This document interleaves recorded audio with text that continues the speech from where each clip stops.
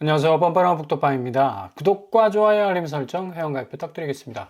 오늘 코스피 시장이 3% 이상 지금 빠지고 있습니다. 이거 4%까지 빠져버리게 되면 또 지난번처럼 상당히 비상 상황 걸릴 수밖에 없는 거고요. 이거 계속해서 연속적으로 빠져나가는 코스피 시장 자체의 이 모든 해석들이 단기 조정일 가능성이 높다라는 그런 평가가 지배적인데, 일단은 나스닥과 다우존스와 S&P 500 AI 거품론에 기반한 여러 가지 불안 심리가 확대되는 그런 어떤 양상 속에 있습니다.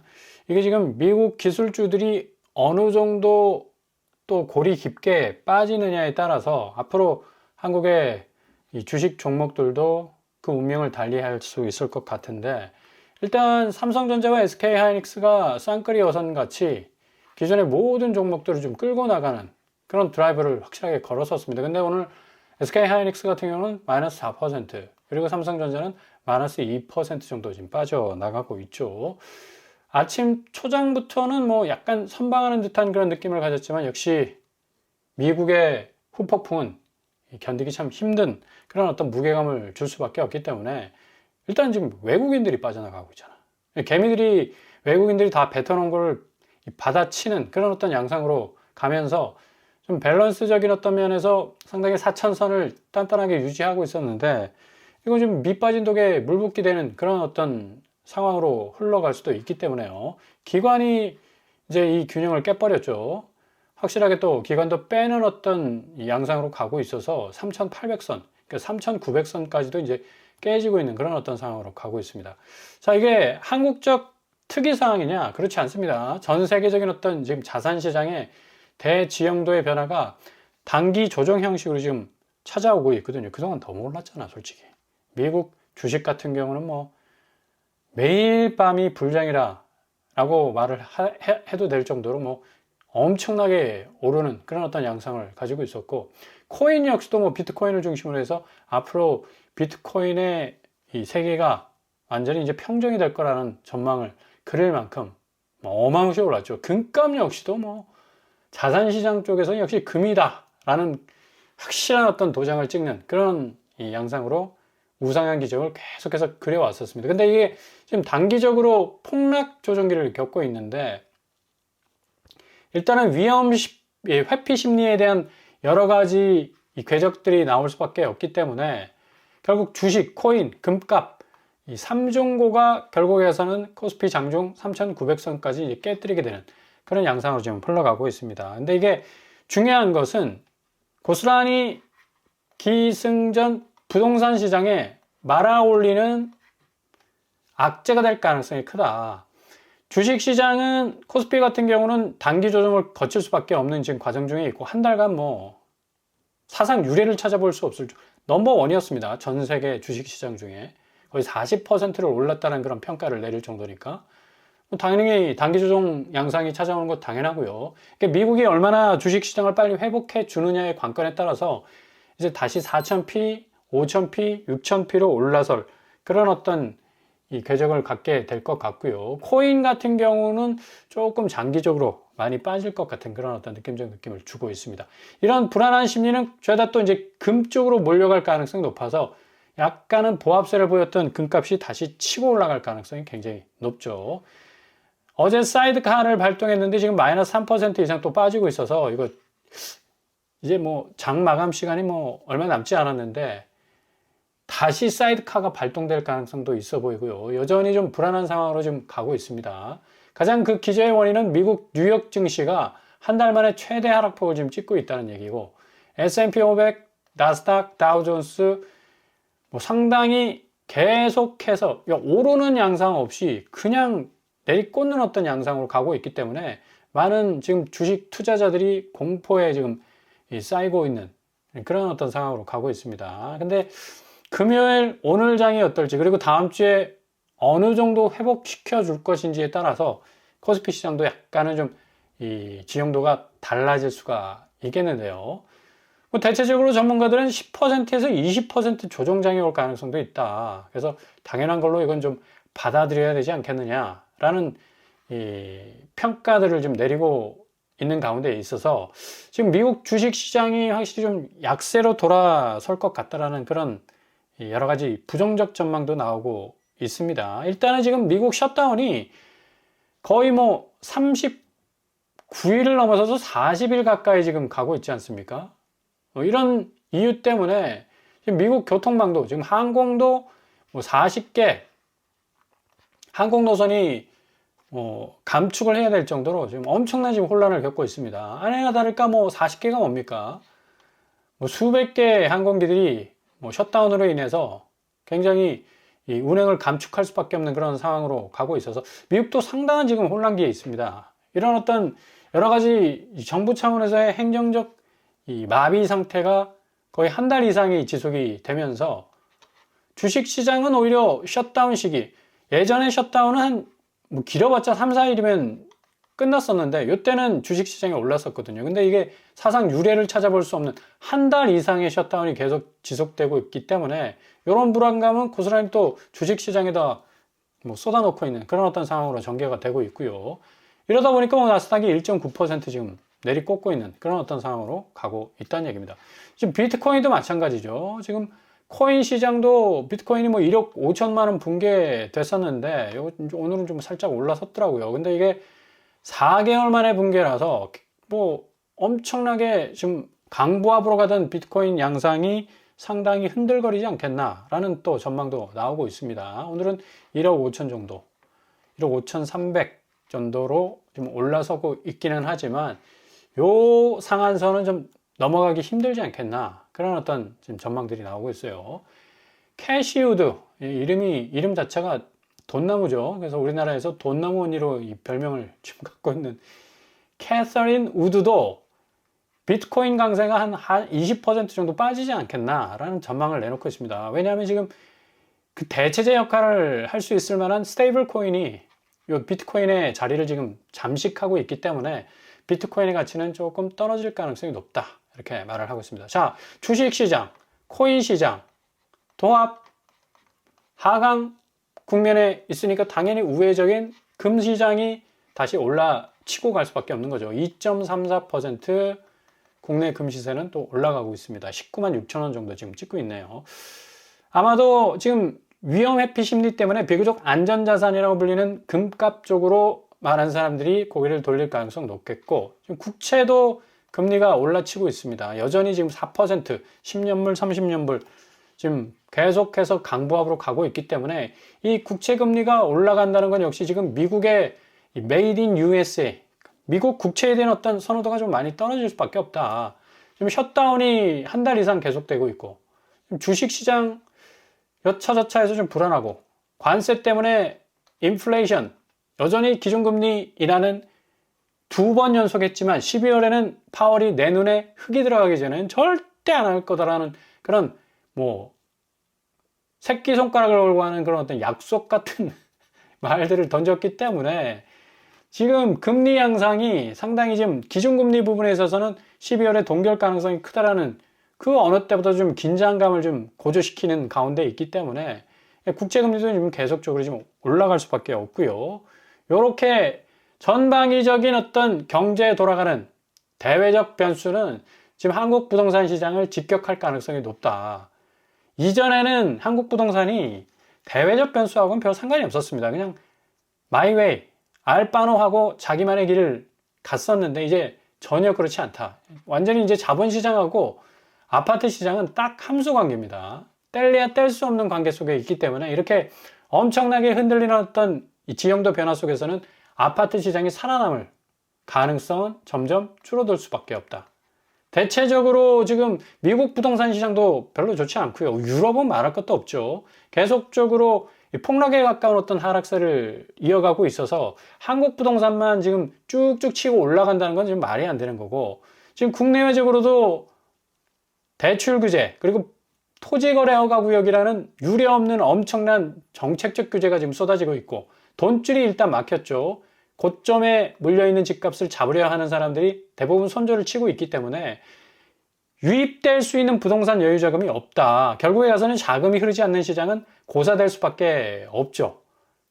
지금 양천구, 강남구, 송파구 단기적으로 엄청나게 집값이 올랐던 곳들인데 지금 10억 떨어지고 8억 떨어지고 8억 떨어집니다.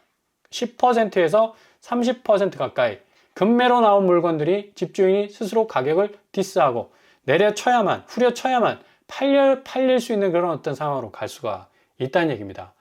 요게 그냥 뭐 어찌 보면 간단한 샘플인 것 같지만 굉장한 의미를 주는 그런 어떤 샘플이 될 수가 있겠고요. 방배그랭자이 같은 경우는 뭐 집값이 내려간 적이 없는 곳입니다. 근데 최근에 28억에서 24억으로 거의 4억 정도 빠졌죠. 이것도 굉장한 의미가 있는 그런 어떤 거래라 볼 수 있고, 리센츠도 역시 마찬가지입니다. 송파구의 엘리츠, 잠실의 엘리츠 아닙니까? 여기도 35억, 최고가에서 지금 30억, 거의 한 5억 정도 지금 빠지는 추세로 가고 있습니다. 그리고 가락대림, 송파구입니다. 역시 여기도 11억에서 8억 정도. 그러니까 송파구 아파트는 한참 팔고 할 때 강남권 아파트들이 올려치기 할 때 전혀 뭐 눈 하나 깜짝하지 않고 가격대에서는 1mm도 움직이지 않는 그런 곳이었습니다. 이렇게 쑥쑥 빠지는 것 자체가 상당히 집값이 움직일 가능성이 높다는 선제 지표로 나타나고 있는 거고, 목동 신시가지 역시도 비강남권 중에는 뭐 굉장한 어떤 상승세를 보였던 것 아닙니까? 4월 달 거래가 26억이 나왔는데 10월 달 거래가 22억이 나왔습니다. 거의 뭐 4억 정도 지금 빠져나가고 있고, 10월 24일 거래죠. 그만큼 올랐던 곳들이 그 오른 상승분을 고스란히 지금 반납하고 있는 그런 상황으로 가고 있고, 일산 같은 경우도 지금 8억 거래, 직거래였는데 9억 거래. 그러니까 직거래를 좀 빼버리면 13억에서 한 9억 정도 움직인 것으로 보이는데 여기도 한 4억 정도 빠졌다고 이제 볼 수가 있겠죠. 그만큼 경기권도 전체적으로 지금 하락세, 하향 안정화로 가는 어떤 이 가격 추이를 고스란히 지금 보여주고 있다는 얘기입니다. 집값이 아주 그냥 대폭락을 하기 시작하면 전체적으로 지금 불안한 이 주식시장과 그리고 코인 시장, 앞으로 이 경제 성장률에 발목이 지금 어느 정도 잡혀있는 한국 경제 생태계는 굉장한 위기를 맞을 수밖에 없죠. 특별히 지금 오늘 환율 부분, 요게 지금 가장 큰 기준점이 될 수밖에 없습니다. 1456원을 찍었어요. 어마무시하죠. 앞으로 1500원 시대가 열리나? 라는 의문부호가 찍힐 수밖에 없는 그런 어떤 상황으로 가고 있습니다. 환율은 모든 걸 다 지배하고 있다고 말을 해도 과언이 아닌 가장 중요한 지표가 될 수가 있죠. 집값 부분도 마찬가지입니다. 집값은 금리를 끌어올리고 환율이 올라가 버리면 원화 가치가 상대적으로 떨어지기 때문에, 옛날 같은 경우는 통화 가치가 떨어지면 아파트 값이 올라갔어. 근데 이제는 그 시대는 끝났다. 금리가 오르면 오를수록 아파트 값은 반대적으로 떨어지는 양상으로 가게 되어 있습니다. 왜? 한국은 1900조라는 대출금리 리스크를 딱 물고 있기 때문에. 환율이 올라가면 주담대금리 올라가죠. 그동안 1900조 대출 땡겨가지고 고점의 집값을 샀기 때문에 원금이자 갚느라고 후들후들거릴 수가 있습니다. 결국 계속적으로 이렇게 환율 자체 올라가 버리면 이제 더 이상 감당 못해서 경매 폭주하게 되고 집 그냥 다 와르르 무너지게 되고 가격은 완전히 엉망진창이 될 가능성이 어느 때보다도 높은, 이제 환율과 아파트 자산 가치는 반비례한다. 그러니까 원화 가치 하락과 아파트 상승세라는 도식은 완전히 깨진 지 오래입니다. 그런 식으로 이해를 하면 안 되고, 환율 자체가 오를수록 아파트 값은 그냥 꼬라박을 가능성이 어느 때보다도 높다라고 말씀을 드릴 수가 있어요. 자, 11호 대책 전에는 서울 아파트 값이 1.46%, 올 들어 최고를 찍었었습니다. 근데 이 대책이 그래도 좀 나와줬기 때문에 어느 정도 지금 주춤하고 있는 상황인데, 25개국 12개 지역 추가 제정하면서 유례없는 지금 초강도 규제를 지금 가하고 있음에도 불구하고 경기권 일부에서는 풍선 효과가 일어난다, 계속 집값이 오른다는 시그널을 주고 있지 않습니까? 규제가 나오지 않았다면 거의 골로 갔을 겁니다. 충분히 한국 부동산 시장은. 지금 프랑스 보십시오. 굉장히 반면교사가 될 수 있는 그런 국가입니다. 여기 신용 등급이 경제적 사정이 안 좋아서 A+, 그러니까 AA에서 A+, 한 단계 강등이 돼버렸죠. 그러니까 프랑스로서는 굉장히 자존심이 상하는 일입니다. 그럼에도 불구하고 지금 르몽드지에서는 부동산을 통해서 이 현금을 어떻게 다양한 방법으로 확보할까? 굳이 부동산 팔지 않고. 그러니까 얘네들 역시도 제가 늘 말씀드렸어요. 독일과 프랑스 역시도 한국하고 좀 비슷합니다. 부동산 운영하는 데 있어서 굉장히 투기적 요소가 강한 그런 시장이었고, 그만큼 부동산에 대해서 몰빵하는 자본들이 굉장히 많았는데, 이게 지금 경제 자체가 완전히 이렇게 부동산에 몰려 있었던 비생산적 자금으로 인해서 경제가 흔들리기 시작하니까 이걸 돌파할 수 있는 뭔가 이 틈새를 만들어내지 못하고 있다는 얘기죠. 지금 파리의 주택가격 보십시오. 결국에 가서는 그렇게 부동산 수익률에 몰두하다가 지금 계속적으로 지금 하락하고 있는 그런 어떤 추세를 보여주고 있지 않습니까? 고스란히 한국에 적용될 수 있는 아주 뭐 똑같다고 말할 수 있는 싱크로나이즈 100%라고 말할 수 있는 그런 어떤 지표라고 할 수가 있겠어요. 근데 파리는 서울하고 좀 다르죠. 왜냐? 지금 뭐 아무리 뭐 그동안 부동산 값이 올랐다고 하더라도 8호제곱이 13억이고 114제곱이 17억입니다. 근데 우리는 강남구가 24억, 10억이 더 비싸다고 말씀을 드릴 수가 있어요. 프랑스 GDP는 46,000달러고 한국은 34,000달러. 프랑스가 국민소득이 35%가 더 높은데 우리나라가 집값이 10억이 더 비쌉니다. 그러니까 이것 자체가 다 거품이란 얘기죠. 거품은 어떻게 된다? 지금 살벌하게 돌아가는 이 자본시장 보십시오. 금융시장이 그렇게 따뜻한 봄날 같다가도 완전히 꽁꽁 얼어붙는 동장군이 지배하는 겨울왕국이 되고 있지 않습니까? 이렇게 금융시장이 하루가 다르게 변화되는데 아파트 시장이 과연 버틸 수 있을까? 천만에이션. 구조적으로 이렇게 되는데 선진국과 비교해서. 그러니까 얼마나 지금 서울 집값이 거품에 가득 끼어 있는지를 고스란히 보여주고 있지 않습니까? 지금 보십시오. 강남구 뭐 130억, 100억, 98억. 아니 파리에 있는 아파트가 13억, 17억인데 마포 프레스티, 마포 강남권도 아니야. 40억, 33억, 31억입니다. 파리는 17억인데 성동구 117억, 88억, 70억. 자, 거품의 이 진면목을 보십시오. 양천구 43억, 38억, 38억. 이게 말이 됩니까? 분당구 경기권입니다. 36억, 33억, 32억. 할 말이 없죠. 과천시 36억, 32억, 30억. 자, 요 지표로 지금 소개해드린 이 최고가의 아파트들이 얼마나 많은 거품에 끼어 있는지. 프랑스는 46,000달러, 한국은 34,000달러. GDP 이 기준으로 해서 35%가 더 높은 나라는 30평대가 13억밖에 안 하는데, 밖에 하니까 좀 이상하다. 아무튼 과천시 경기권 아파트가 36억이고 분당구가 36억입니다. 양천구가 43억이고. 그러니까 얼마나 잘못된 왜곡된 가격으로 점철되어 있는지를 고스란히 보여주는 대목 아니겠습니까? 일본도 지금 뭐 공시지가 2.3% 상승하고 3년 연속 뭐 플러스 국면으로 상승세를 지금 유지하고 있다고 지금 난리가 났는데, 얘네들은 지금 올라가는 것에 대해서 굉장히 좀 민감합니다. 일본도 실질적으로 땅값이 올라서 임대 아파트 가격 올라가고 아파트 여러 가지 이제 주거 형태의 가격들도 지금 올라가고 있는데 우리나라하고는 틀리죠. 1990년, 93년도 버블이 터졌을 때는 뭐 끝까지 올라갔다가 쫙 내려왔다가 어느 정도 보합을 거쳤다가 살짝 지금 올라가는 추세입니다.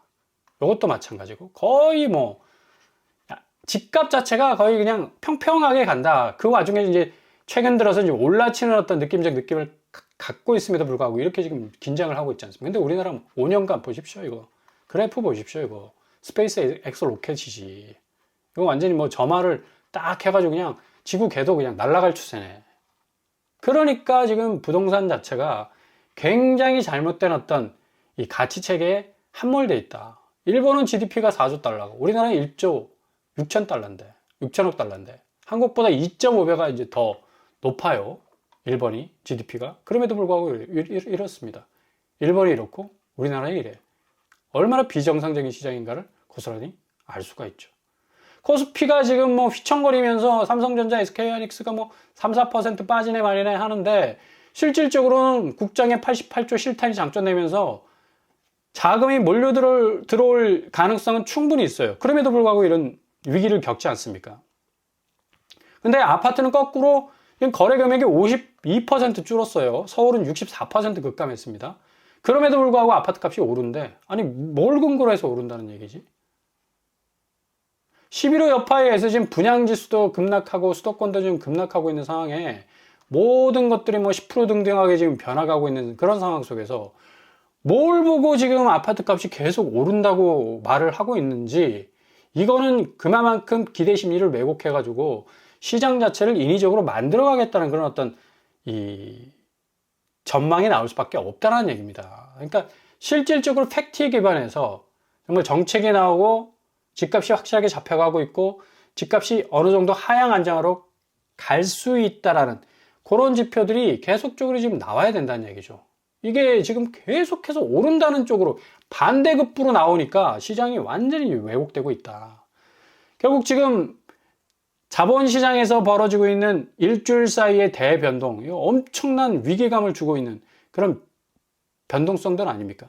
아파트는 이런 위기 신호도 다 개무시하는 그런 시장이 돼버렸다. 그러니까 더 철퇴를 맞을 가능성이 어느 때보다도 더 높다고 할 수가 있겠습니다.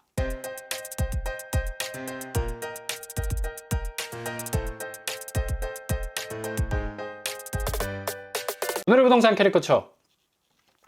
오늘 환율이 1456원까지 올라갔습니다. 이 환율 시장 자체가 굉장히 불안정한데 한국은행이 환율 변동성 때문에 지금 기준금리 인하 못하고 있지 않습니까? 결국에 가서는 12월까지 못하게 될 것 같습니다. 금리는 계속적으로 고공행진할 것 같고 집값은 확실히 급매 상황에서 꺾이는 상황 속으로 가고 있는데도 계속 상승 시그널을 주고 있고 결국 가서는 부동산 시장이 대폭락을 겪어야만 그때서야 땅을 치고 후회할 수밖에 없는 그런 상황이 분명히 찾아올 가능성도 높다. 너무 부동산 시장에 대해서는 무감각한 어떤 상황이 지금 지속이 되고 있다는 얘기죠. 잘 지켜보신다면 무주택자에게는 정말 골든타임이 되실 수 있을 겁니다. 오늘도 응원합니다. 항상 여러분의 길이 꽃길만 되실 수 있길 바랍니다. 자, 오빠브라 복덕방을 마치겠습니다. 구독과 좋아요 부탁드립니다. 감사합니다.